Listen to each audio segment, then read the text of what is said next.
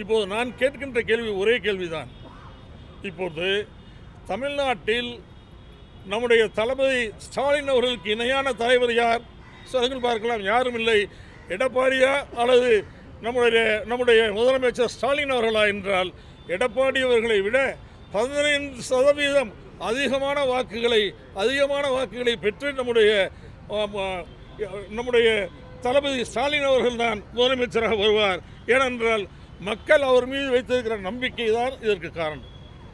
இவருக்கு இணையான தலைவர்கள் அதிமுகவிலே இல்லை. அது இனிமேல் வருவார்களா என்பதும் சந்தேகம்தான். எனவேதான் திராவிட இயக்க கொள்கைகளை காப்பாற்றுகின்ற, மாநில சுயாட்சியை காப்பாற்றுகின்ற, மொழியை காப்பாற்றுகின்ற, நம்முடைய இனத்தை காப்பாற்றுகின்ற, மொழிக்கு ஆபத்து வருகிற போது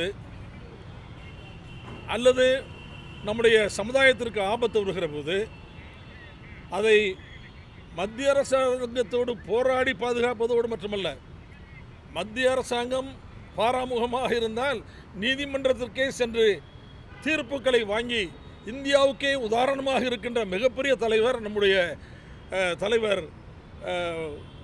நம்முடைய ஸ்டாலின் அவர்கள்தான்.